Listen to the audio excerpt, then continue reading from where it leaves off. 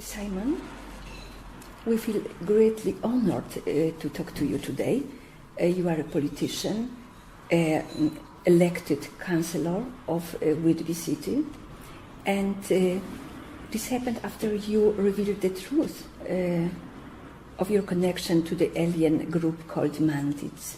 My first question would be, what, in your opinion, caused that made them interested in you, and why do they show their interest in our planet? Could it be that they were connected to the Earth in the past, as, for example, reptilians did? Your question has three parts to it. First of all, yes, I was elected after I'd gone public and told my electorate.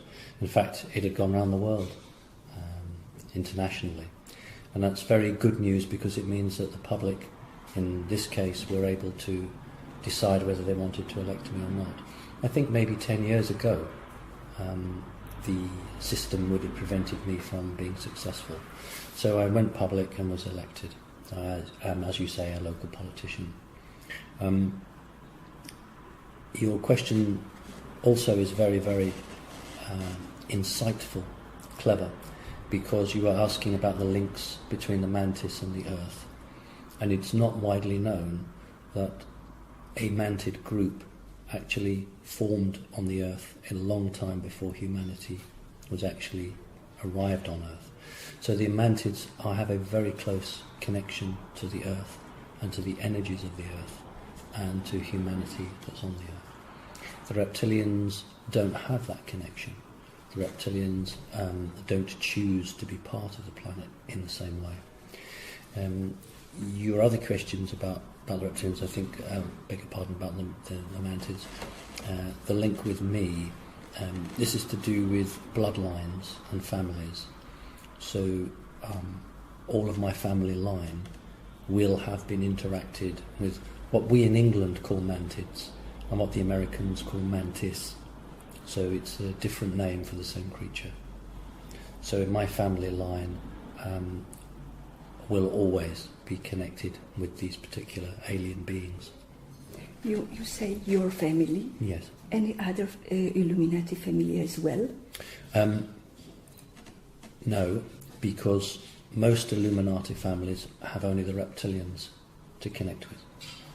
This is the normal course of events. That the majority of alien creatures would be reptilian, but in my case, it's both reptilian and mantid. Interesting. Are the mantids or any other alien groups involved in the alien hybridization process on the Earth? The two main groups that we would be familiar with would be the reptilians and the mantids. Both use greys to undertake their work for them. There are other groups, more humanoid, that use hybridization, but on a much smaller scale. Can you explain which ones? Mention, please. They aren't groups that we would familiarise ourselves with. One is the Syrian group, who will use human genetic material, which is mixed with alien genetic material. When you think of a creature that people call a Nordic, that's the alien being with long blonde hair and blue eyes. Some of those are hybridized on the Earth, and they're nothing to do with the reptilians or the greys. So most hybridization is undertaken by the reptilians, but not all. Some claim that the genetic material of the humans is spread all over the universe, and if so, what is so special about human genetics? Okay. Please. The first human group, the most pure human group, are the Lyran group, and the Lyran group were the ones that left their home planet and went across much of the galaxy. The importance of humanoid material is that it is a very useful body to maintain a soul. And the human shape, the humanoid shape, is the most common shape throughout anywhere in what I would call the multiverse. But it is generally from third dimension to fifth dimension. When you go higher than the fifth dimension, you are then looking at physical bodies that are less dense, but still trace a history to a humanoid form. So you could say, perhaps, that one of the very first living creatures anywhere was a humanoid shape being. That is why the humanoid shape is very successful. You mentioned in your presentation that human bodies Yes. are not so strong, Yes. and like reptilians, but they are godly. Yes. They have some like soul. Yes. Does it mean that other creatures don't have soul? No. Soul? Reptilians do have a soul, so do mantids, but some of the greys don't. Because they are cloned? Yes, correct. Although some of the clones can have souls placed in them. If you were to think of an alien spaceship that's designed to operate from what we would call a mothership and travel to Earth, that would probably have a crew of 6, 7 or 8, something like that. Only one of the crew would have a soul. They would all be cloned bodies. The captain of the craft would have a soul, simply because in order to control the craft very, very quickly, a living creature with a soul in it, the electronic stimulus is much faster. So all the greys that would operate the secondary controls, the controls that are not as important, they don't have to have a soul. What is in your opinion, caused that humanity to fall into such disastrous amnesia, what we observe nowadays? Could be aliens, manipulation in the past? Your question has two parts. The first part is, why do we not remember? When our physical bodies die, our souls attempt to go back to God. I prefer to call it Source. They are not allowed to do that. Who is stopping them? Well, I'm afraid it will be a reptilian group. With the technology? Yes.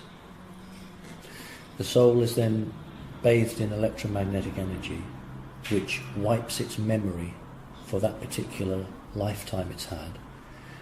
The soul is then placed back in another body, human body, a baby that's been born, and so that goes on and on.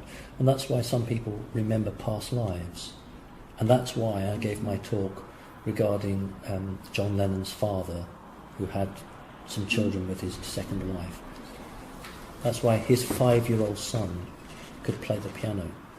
Because what's happening there is the soul in that child has partial memory and can remember how to play a piano. It's like somebody who's 5 years old and is a master of chess. How could they become a master of chess? Who could taught them? But they are remembering in a past life where they have done that and been successful. That's your first part of the question. I beg your pardon, that's the second part of your question. The first part of the question was that humans were on this planet at a very high level. And then there was a natural disaster under war. And when humanity was very weak, then reptilians arrived and saw the advantage of the human race, that it could serve them, and basically altered them to make servants of them. Approximately how long time ago? The first fall would be around about 15,000 years ago, so just before the Ice Age melted. And then the second phase would be probably when growing crops came in, were taught to make clothes. So you're looking at about 10,000 years ago. But the initial action of the reptilians would be when humans were very, very primitive. So perhaps maybe 120,000 years ago. Because if you were to look at the fossil remains of humans over a period from 500,000 years ago to 70,000 years ago, the human brain is expanding too quickly. The size of the brain is growing. It's not possible under normal evolutionary method. So somebody or something was speeding up the process to allow people to become more intelligent. Somebody, could it be aliens? I believe that it would be a reptilian group as part of an experiment. Do the reptilians play a big role still on the Earth nowadays? They play an incredibly important role on the Earth, yes.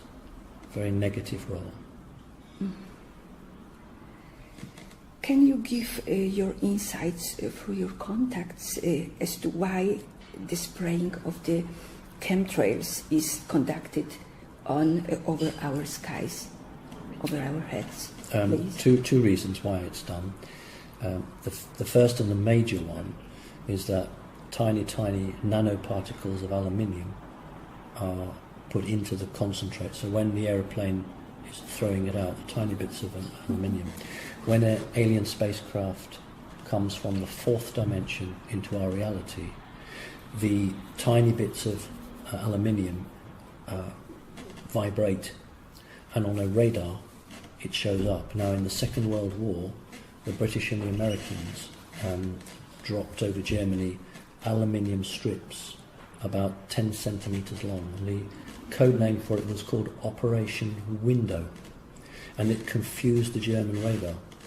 So the scientists learnt right back in the Second World War that bits of aluminium high up in the atmosphere reflect radar waves. So it's predominantly sprayed in the atmosphere to show when alien spacecraft enter our reality. However, also chemicals and bacteria and viruses are being sprayed, and that's to reduce the strength of the human population, to make humans weaker. And it's very interesting that in Strasbourg, the government centre, there's been quite a lot of spraying very near to the Strasbourg Government European Union building. Yes, I do understand. Yes. Which spaceships are coming through the portal? Well, you have to understand yes. that lots of spaceships are coming through the portal from different groupings, but the American government is only interested in what they would consider enemy spacecraft. So if it's a reptilian spacecraft or a spacecraft that's working on behalf of the reptilians, they're not interested in that. They'll leave it. But if it was, say, a craft from another group who was not part of an agreement, that is when the Earth government would then be watching it. Very interesting. Is there any assistance from the positive groups on the Earth? They help humans? What kind of entities do help people? There's been a lot of help. That help has been growing. Unfortunately, on YouTube, there are a lot of fake videos, and it's a great shame. But there are a number of instances where there have been wars in space, and spacecraft have been blown up, and the debris, parts of the spacecraft fall to Earth. And this is because of an ongoing battle that's being fought at the moment between positive groups and negative groups. In terms of the Earth, I think the best way to describe it would be last year, President Obama ordered some nuclear weapons to be transported from one base to another base, and his generals refused. And that's why, if you can think back in last year, he got rid of 7, 8, 9 of his generals, his top generals. He sacked them. I remember. That's because they refused to carry out his orders to move nuclear weapons from one place to another. The important thing was that humans are being helped to be more determined in their defence of the planet. So some of the very bad people high up in government are being prevented from doing some very nasty things. So you can see help on two fronts, physically and also what we call energetically. And could you give the name of these entities which are helpful? Yes, I can. It's unfortunate in a way because everybody talks about the Pleiadians. The Pleiadians are an incredibly warlike race. They are a good people, but they are very, very warlike. And lots of people claim to be Palladian, and that's fine. But they need to realise that if they really are Palladian, they come from a very warlike background. They have to be, because they were the one group that survived the wars with the reptilians. The other two groups that had fights, the Lyrans and the Syrians, the human Syrians, really got the worst of it, because they were not aggressive peoples. The Palladians are used to fighting. The difference is that these groups are receiving help from beneficial aliens from a higher dimension. And so for the first time in history, there is a confederation of aliens now who are determined to prevent the reptiles from destroying the planet, for want of a better word. Did you mean Ashtar Command? No. What is your take on this I wouldn't group? go. I don't believe in them. I think that they are negative. They seem to use I would call it an emblem in this country of a mask, a person with a mask. Well, why would you hide? Why hide behind a mask? That's what the bad people do. They hide behind masks. No, I have always said to people that Ashtar Command, in my view, is an organisation of people who may be very good people, but they have been taken over, or they have been given the wrong information. I have similar feelings. My next question would be, did the mantids give you a future picture of the Earth in the coming years? Yes, but more than one, depending on the consciousness of humanity. Humans have the ability to create and make the world. And if humans can change, and if humans want a good world, there is a positive outcome. But if humans are quite happy being where they are now, then we won't evolve. Can I ask you something? Do you have any artifacts from aliens, from spaceships, or maybe you see somewhere? No. Often I get asked questions, could you take photographs in a spaceship? Or one person said to me, couldn't you get a ray gun? The two answers to this. First of all, they don't allow it. And secondly, it would be a terrible breach of trust. If I was to attempt to steal something, that would be the end of my relationship with them, because the trust would have gone. And the other thing is that I don't feel the need to prove to people this. The reason that they're not showing themselves to the world is because the governments don't want this. Most major governments don't want the people to know, and there's no point in attempting to show yourself if your own government is against you, because it will only it'll fracture the communities. So there's a big battle going on in terms of trying to get people to admit to. President Putin is very close to telling the truth. He's going to be the first world leader to tell the truth, I think. So I'm hopeful that Putin will actually tell it for what it is. It happens that in Poland the interpretation of Mr. Putin's politics is a little bit different. Not all of Poles is No, is I understand that. seen. Yeah, I understand yeah. that. I do understand that. My colleague and I were just talking about this a little while ago, and what I would ask, your listeners, your viewers to understand, is that there is one line about economy. If we move to the West, we'll have money. But there's another line which is, if I want to catch a mouse, I'll often put a piece of cheese on a trap. And the CIA have helped to organise a lot of demonstrations and organisations, because the Ukraine has a great mineral wealth in it, very important mineral wealth. Mm-hmm. And the Illuminati would like the Ukraine to be inside the European Union, so that the European Union has access to Ukraine's minerals. The other thing, of course, Sevastopol, the Black Sea Fleet, the submarine bases, they would like to prevent Putin from having his submarine base in particular. Putin has assistance from another alien group, and that is why Putin is standing up to the Americans, because Putin has been given an exotic piece of technology with which he's threatened the Americans with, and that is why the Americans have not gone to war, because Putin has caught the Americans up very quickly technologically, because he has been given back-engineered equipment. So whilst people would see this situation in Ukraine as an economic and a political freedom, there is actually something much more deep going on, which is to do with different alien groups supporting different governments. So the reptilian group supports the Americans, and a much more humanoid group is supporting Putin. So Putin is not he's not the bad guy in this case. He has no intention of seeing the Illuminati and the New World Order take over Russia. And that's what's going on there.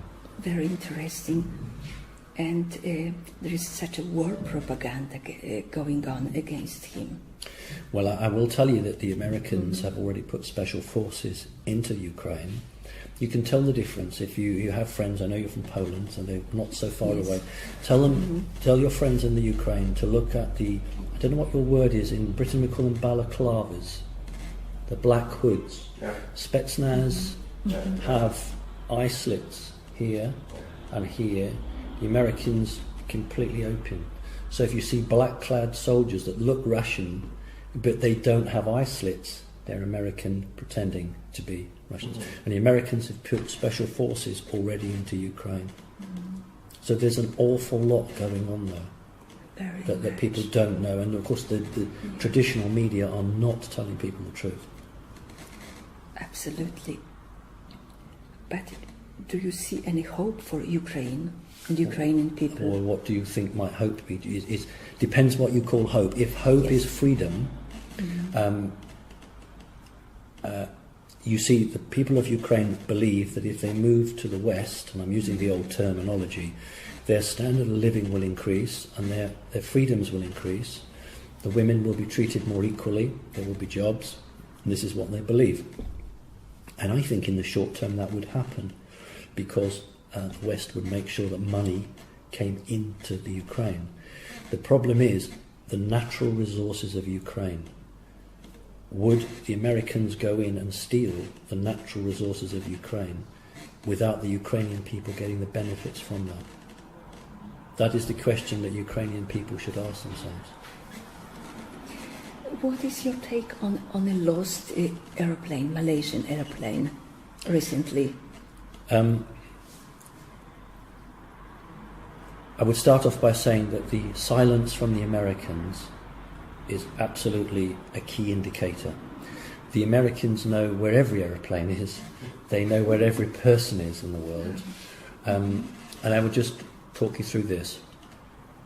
When an aeroplane switches off what was called its transponder, this is a device that sends an identification signal to every other aeroplane and to the radar base saying which airplane it is. That can be switched off, but the ground radar would still normally reflect off that aeroplane, and so you would still see it. So if it was hijacked in the traditional sense of the word, you would follow the aircraft until it was landed. If it had blown up, then what is called a black box recorder actually has a distress beacon in it which goes on for 72 hours. They would already have found that. We'll talk about the mobile phones. Most people think that a mobile phone can only be detected when you make a phone call from it. That's not true. Your mobile phone is on, even if you don't ring it, you can tell within 10 meters where that phone is. So the American government and major governments will know exactly where all those phones are. They'll know where they are. You're aware, of course, that 20 passengers of the aeroplane worked for a company that were contracted to an American defense network, and they were working on stealth technologies. Were they Chinese and Korean? Yes, there was one American, but most of them were Chinese. May have been some Koreans, but the majority were Chinese. But they were working on an American contract for an American firm.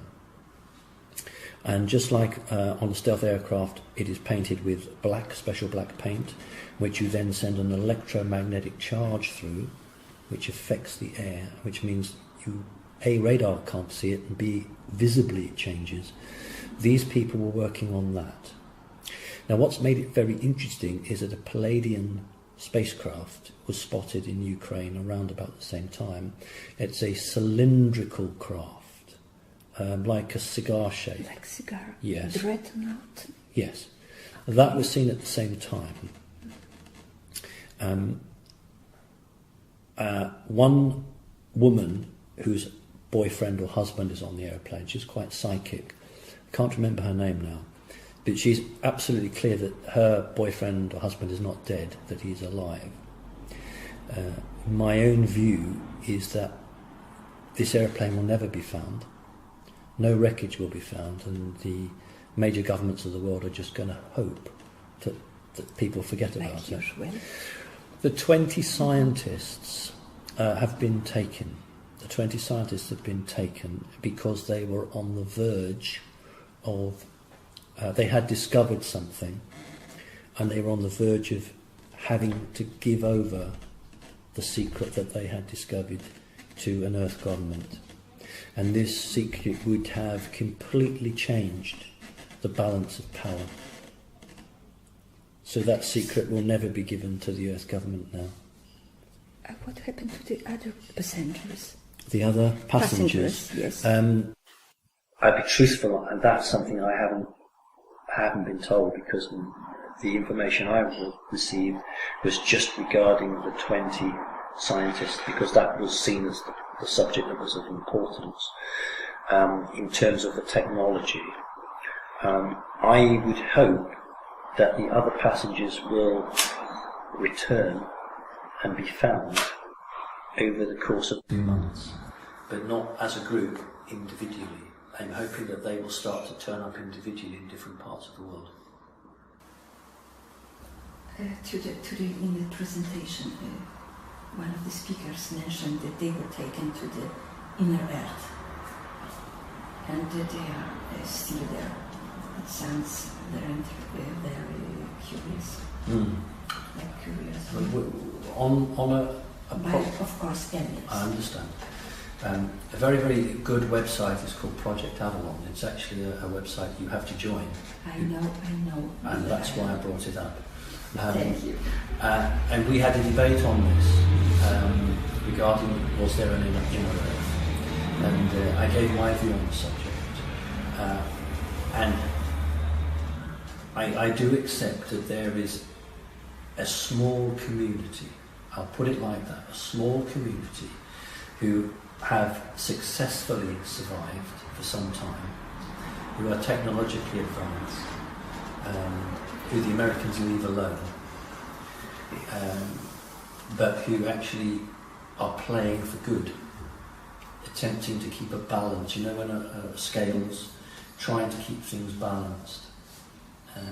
And it wouldn't surprise me, as I say, if people start being turned in the next few months. Let's wait and see. Yes, well, I do hope for them. Yes, I do. We do as well. Simon, you are perceived as a very brave person. Is it because of the protection of workers and the mandates? It is precisely because of that, because if you think of Earth governance, there has to be something bigger than them, otherwise they would have taken action against me. So there is something more powerful than the United States of America, and so, you know, that is the situation. That's great, and we believe it will remain. I think so. I think so. So there must be hope for humanity, for those who think, who want to expand and help others to understand what is really going on. Yeah. You're absolutely right, and I think that's the key. that we are now in a time where we can't go backwards and we can't just stand still. We have to go forwards, and we mustn't be scared. So many people are scared of the future, and that's no good, because it's like a child being in a dark room, scared of the dark. But the room is still the same, and if you put the light on and you walk forward, then you can see where you're going. And I think that's what we need to do. We need to put the light on for people so that they're no longer scared and they can see their way. And then once they take their first step, then it's easier to take the next step, and so on and so forth, until humanity is running towards where it wants to go. And once they start running, then nobody can hold them back. And that's what we want. We want humanity to develop. Exactly. That's why we're talking to you, and we are very grateful for what you are doing. Thank Giving the light to others. Thank you. And we thank you so much. It's a pleasure. For us, it's not only a pleasure, but great honor. And we have to invite you one day to Poland. I would love to. Unfortunately, maybe I can come by boat. I don't fly. I don't like to fly. But one day I might come by boat, and that would be great. Thank you very much. We would be happy to see you there. Thank you.